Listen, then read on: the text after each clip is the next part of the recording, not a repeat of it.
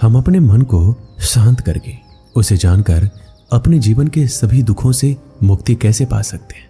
तथागत बुद्ध कहते हैं हमारा मन बहुत ही चंचल होता है, इसलिए वह शांत रहता है। और जब तक मन में अशांति रहेगी तब तक एक व्यक्ति के पास हजारों सवाल रहेंगे, और जब तक उसके मन में चल रहे सवालों के जवाब नहीं मिलेंगे उसका मन भी अशांत रहेगा। अब बात यहाँ पे ये आती है, आखिर हम इन सवालों को दूर कैसे करें, और अगर हमारे मन में सवाल है तो इनका जवाब कैसे पाएं। आखिर हम अपने मन के साथ ऐसा क्या करें कि हमारे सभी सवालों के जवाब मिले, या हमारे मन में अनावश्यक सवाल ही नहीं उठे, क्योंकि इन सवालों की वजह से हम दुखी रहते, और जब इन सवालों के जवाब मिलने लगेंगे तब हम दुखी भी नहीं रहेंगे, क्योंकि हमें वास्तविकता की जानकारी हो जाएगी। इसलिए ये बहुत ही महत्वपूर्ण है कि हम अपने मन को नियंत्रित कैसे करें, अपने मन को कैसे समझाया जाए। बुद्ध ने अपने मन को जानने के लिए 6 चरणों के बारे में बताया है, जिसमें से शुरुआती 5 चरणों को जानना बहुत ही आवश्यक है। इसके बिना आप अपने मन को समझ नहीं सकते। तो आइए जानते हैं वह चरण क्या है। पहला चरण है इसके द्वारा दिए गए लालच को समझना, मन के द्वारा दिए गए लालच को परखना, क्योंकि जब हमारा मन अशांत होता है तो ये हमें कई तरह के लालच देता है। ये हमारे जीवन में प्राप्ति और अधिकार के प्रति अत्यधिक आकर्षण को दिखाता है, जैसे कि हमारे जीवन में धन, संपत्ति की इच्छा, अधिकार, मान, प्रतिष्ठा, प्रशंसा, इन सभी चीजों की इच्छा हमें हमारा मन ही दिखाता है। ये हमारा मन अपनी आकर्षणशीलता के लिए हमेशा व्यस्त रखता है और हमें बार बार उस वस्तु या अनुभव की ओर खींचता है जो कि हमें पर्याप्त से ज्यादा मिलता है। लालच की स्थिति में हम अक्सर विचार और कार्य के बारे में अपने आप से बहुत सोचते हैं, जिससे हमारे जीवन में संतुष्टि और शांति कम हो सकती है।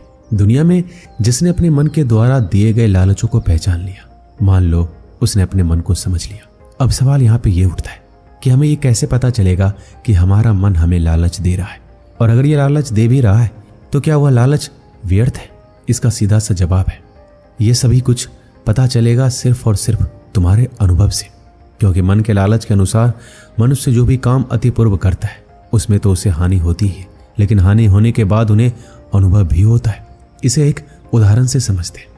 मन के लालच के द्वारा मनुष्य नशा करता है, क्योंकि उसका मन उसे दिखाता है कि नशा में सुख है, नशा में शांति है। लेकिन जिन्होंने ये देख लिया कि नशा करने से थोड़ी देर के लिए खुशी तो मिलती है, लेकिन बाद में ये सदा के लिए दुख देती है। नशा करना केवल दुख है, इससे हमारे जीवन में हानि होती है, वह नशा मुक्त होना शुरू कर देगा। इसी तरह जिसने भी ये जान लिया कि ईर्ष्या से खुद का नाश होता है तो वह ईर्ष्या से भी मुक्त हो जाएगा। और मन को समझने का यही पहला चरण है, अनुभव। दूसरा चरण, खोज पर निकलना।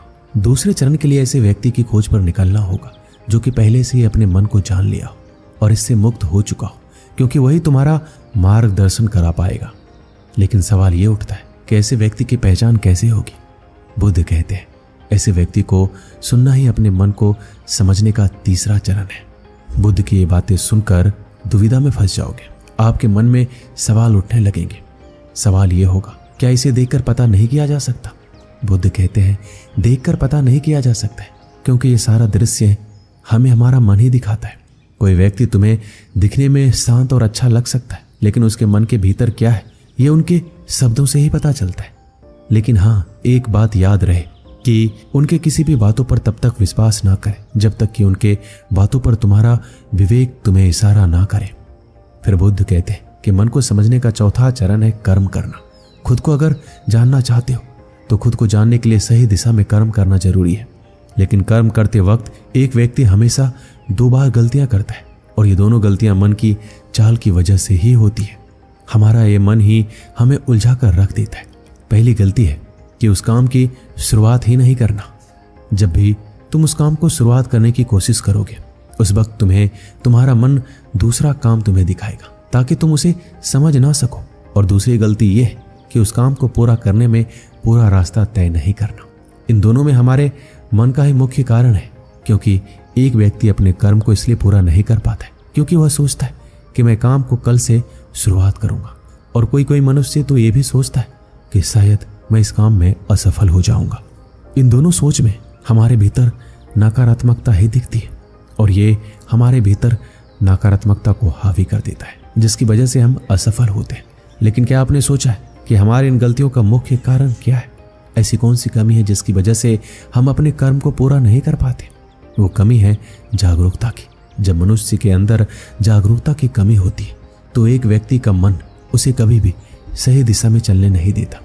जागरूकता की कमी से ही व्यक्ति अपने मन की उत्सुकता और इच्छाओं के प्रति संयम बनाए रखने में कमजोर हो सकता है। वो अपने इंद्रियों के आकर्षण के प्रति अधिक संवेदनशील हो सकते हैं और इसका परिणाम स्वरूप वो अपने जीवन में खराब आदतें और खराब निर्णय ले सकते हैं। फिर बुद्ध कहते हैं कि मन को जानने का 5वां नियम है जागरूकता। मन को जानने और समझने का ये 5वां चरण है। इसलिए अपने जीवन में जो भी कार्य करो जागरूकता के साथ करो, क्योंकि जब तुम जागरूकता के साथ कोई भी काम करोगे तो उस वक्त तुम्हारा मन तुम्हें धोखा नहीं दे पाएगा। वो अपनी चालों में तुम्हें कभी नहीं फंसा पाएगा, क्योंकि जब तुम जागरूक रहोगे तो उस वक्त तुम्हारा विवेक भी तुम पर हावी रहेगा और तुम्हारा विवेक तुम्हें सही दिशा में लेकर जाएगा। बिना जागरूकता के साथ किया गया कोई भी कार्य या बिना जागरूकता के साथ जिया गया जीवन मृत्यु के समान है। अब आपके मन में ये सवाल आ रहा होगा कि बुद्ध ने जागरूकता की बात कही है, लेकिन जागरूकता के स्तर को कैसे बढ़ाया जा सकता है? इस पर बुद्ध कहते हैं ध्यान करना। ध्यान एक ऐसा माध्यम है जिससे आप अपने जागरूकता के स्तर को बढ़ा सकते हैं। ध्यान ही मन को जानने, समझने और नियंत्रित करने का अंतिम चरण है। यह एक ऐसा माध्यम है जिससे आप अपने मन को नियंत्रित कर सकते हैं। आप अपने जीवन को सही दिशा दे सकते हैं और जब हमारा मन नियंत्रित होगा तब हमारे भीतर जागरूकता का स्तर बढ़ेगा। हमारे सवाल कम होने लगेंगे। जब हम जागरूक होते हैं तो हम अपने मन के विचारों, भावनाओं और अनुभवों को सामर्थ्य से समझते हैं और उनसे संवेदनशीलता और विचार की गहराई तक पहुंचते हैं। जागरूकता से अपने मन के सवालों के जवाब मिलते हैं, क्योंकि हम अपनी सामग्री में संवेदनशीलता और स्थिरता का अनुभव करते हैं। इसलिए जीवन के हर कदम में अपने जागरूकता का इस्तेमाल करो। ये करने से हम अपने मन की चालों से बच सकते हैं और ध्यान ही वह नाव है जिस पर हम बैठकर मन रूपी नदी को पार कर सकते हैं। फिर बुद्ध कहते हैं जिस व्यक्ति में इन शुरुआती 5 चरणों को ध्यान से जान लिया उसने अपने मन को जान लिया। दोस्तों, हमें अपने जीवन में जागरूकता को लाना चाहिए। अपने जीवन में कुछ भी काम करो, हर वो काम को जागरूक होकर देख कर करो कि क्या वह काम आपके लिए सही है।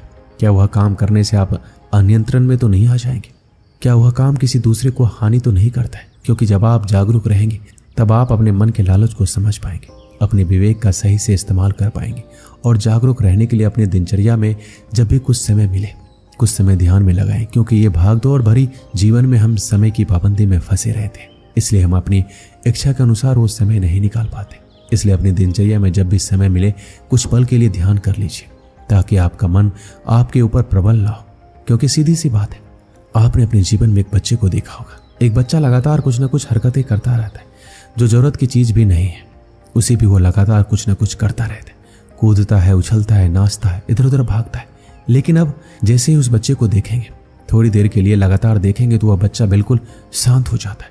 ठीक इसी तरह हमारे मन में लगातार कुछ न कुछ विचार चलते रहते हैं। उन सभी विचारों में से कुछ विचार सही होते हैं, बाकी सभी विचार अनावश्यक ही होते हैं। लेकिन हम जब जागरूक होकर अपने मन को देखेंगे तब थोड़ी देर के लिए हमारे मन में जितने भी चल रहे विचार होते हैं वो शांत हो जाते हैं। उस वक्त जो भी अनावश्यक विचार है वो समाप्त हो जाते हैं और हम अपने सही विचारों को लेकर सही रास्ते पर चलते हैं। इसलिए जब आप जागरूक होकर देखेंगे उस वक्त आपका मन आपके अनुसार काम करेगा, ना कि आप मन के अनुसार। दोस्तों, इस वीडियो में बस इतना ही। मिलते हैं अगली वीडियो में। अपना ख्याल रखिएगा। धन्यवाद।